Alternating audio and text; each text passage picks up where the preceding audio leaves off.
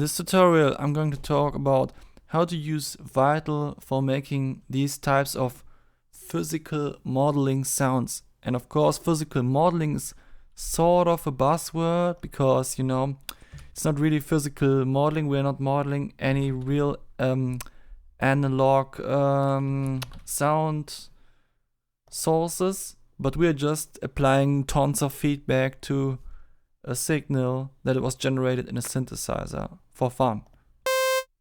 So anyway, let's get started.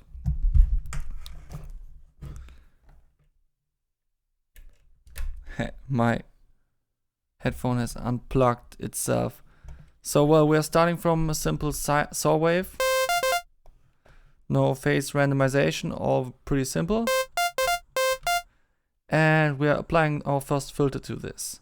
So now what we're doing is you turn off the cutoff parameter completely and instead use note modulation. Now you can choose a different filter type, especially the comp filters are very interesting for this kind of sound. Maybe this one. And now we can also add a little bit of sine LFO to the frequency. But we should let it center around the frequency that was chosen by the note modulator, and of course make it much lower in depth. And you can hold CTRL while dragging on this thing to make very fine adjustments. Now let's actually write some notes so that we don't have to play them all the time.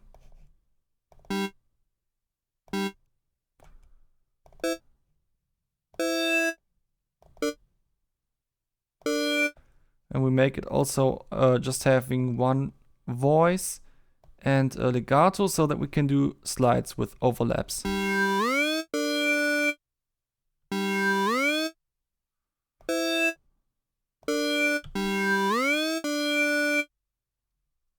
Okay, cool.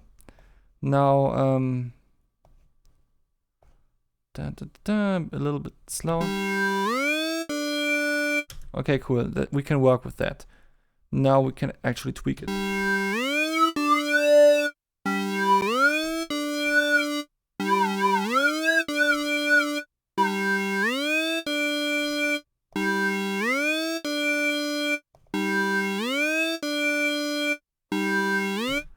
Now the next thing that we can do here is actually applying a macro to the frequency. So now we can basically get our frequency parameter back. Since we can't use it here anymore, as it has to be turned to the left for the note modulator, we can just use the macro as a sort of an offset. So let's call this macro an offset.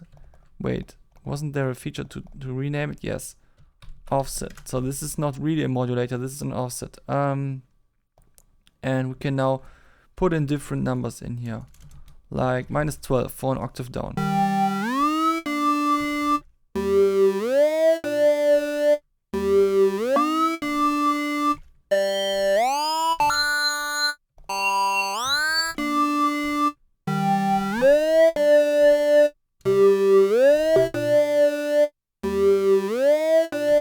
I like the texture of this.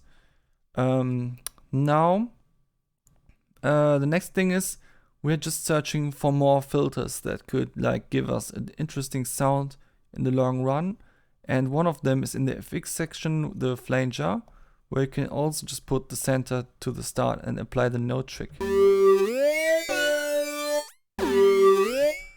And also here you can just apply the macro modulator to the center to give it an offset.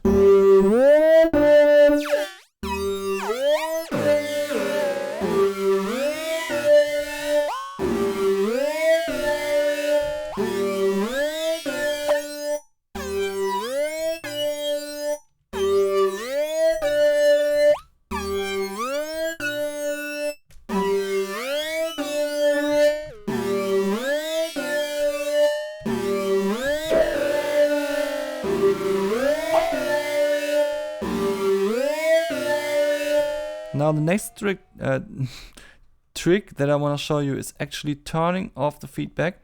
Now, first of all, decide for a direction. Let's say we want to go into the backwards direction. Now we can use an envelope on the feedback to go there, and then we can have less feedback on release.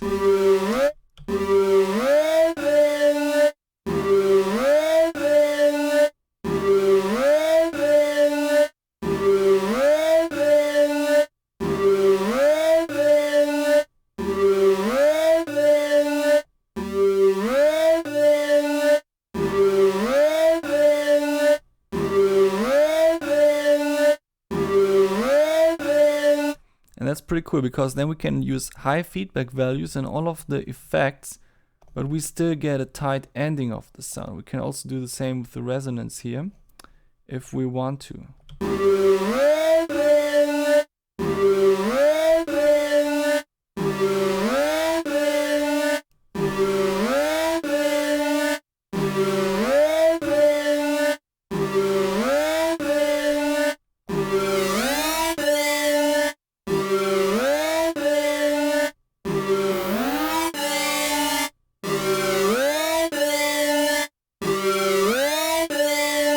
And you can see we are already getting into the screechy territory here.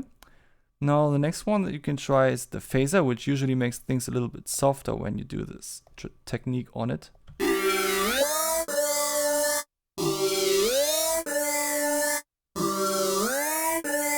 And that's obviously because there are a lot of notches around the center frequency now.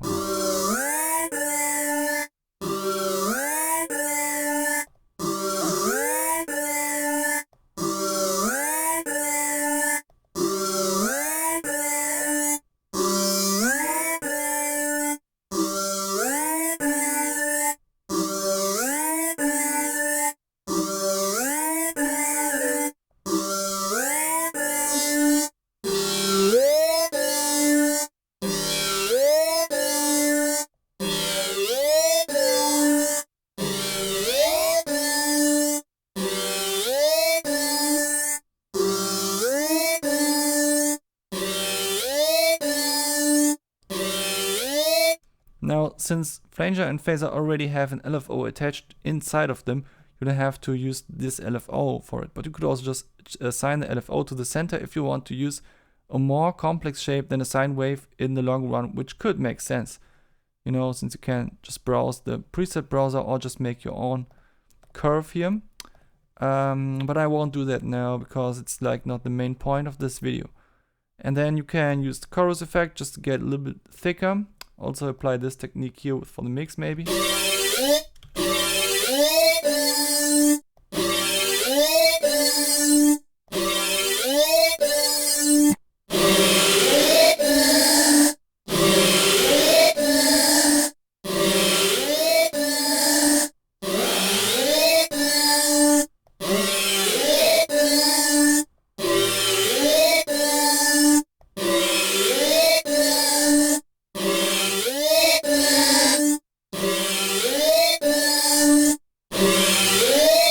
Now we're getting into the territory of massive clipping already, so let's just put a compressor here.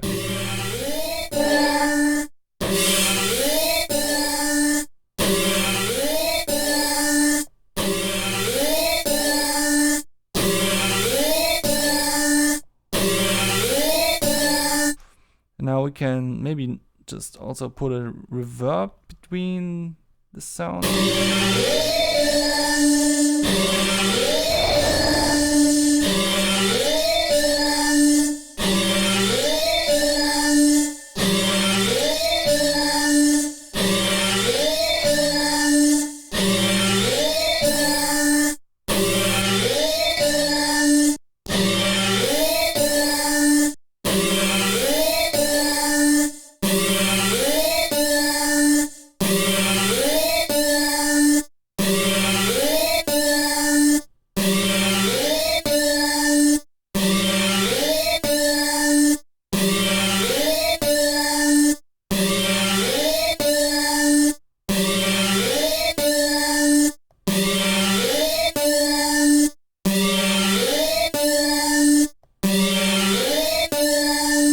And now the cool thing is, the initial sound of the wavetable did not matter anymore on this patch, because there is so much feedback going on that you can really not hear it anymore. But now that I dialed in some attack on this envelope that controls so many mix and feedback knobs, we actually get to the point where it sort of gets the transient of the sound back into this patch.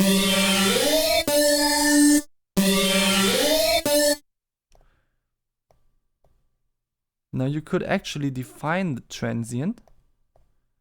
Oh yeah. And I think the way to do that would be to use an opposite modulation. So say you would also turn this up completely, but then you would go into the mixing matrix, and if I'm correct, then you should just invert this thing.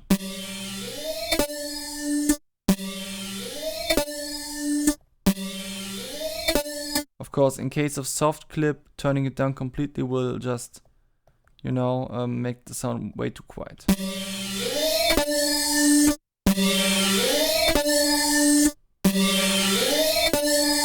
We can try different types.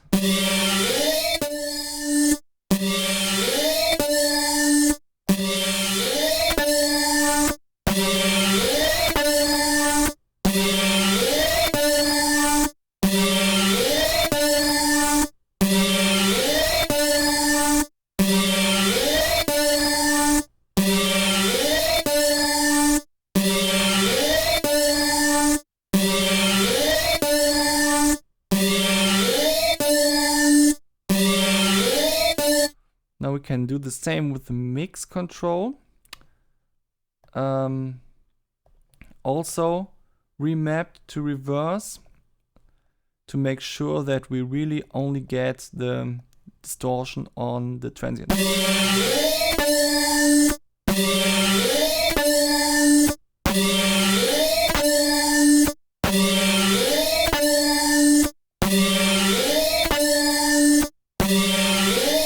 Maybe we could even use less mix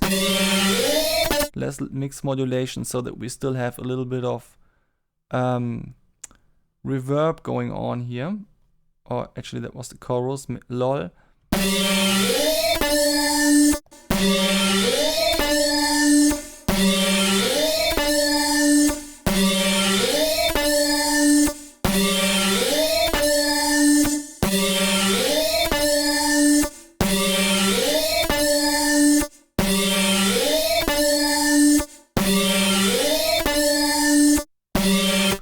Actually, I don't like it on the reverb, because it also affects what happens on the release. Maybe let's try the chorus again. Which one was the chorus? This one.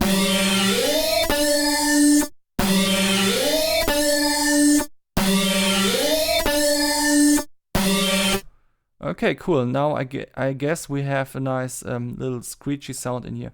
Of course, you could go even further with that and also use the second filter, which would probably add some interesting flavor as well. Actually, do I have time for doing this? Yeah, I have. Let's do this. So we also want to have resonance in here, so we get the interesting sounds and then note modulation.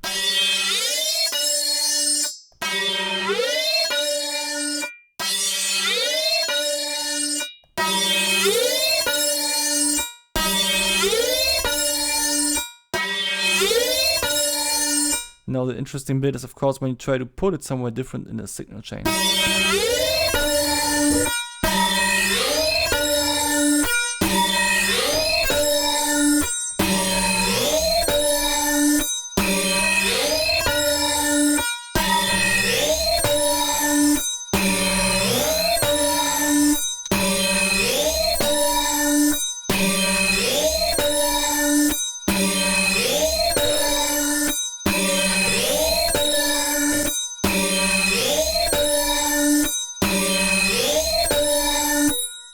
interesting.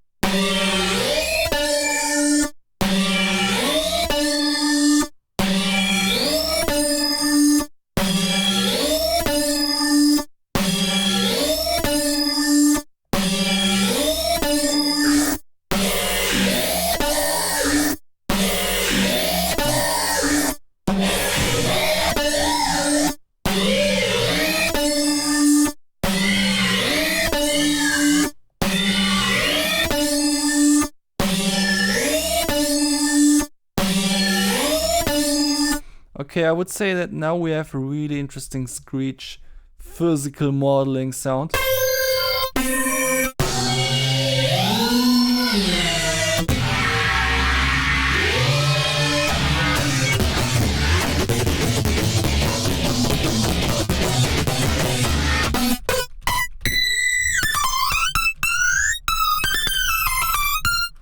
Now you can make your PC music style tracks really interesting.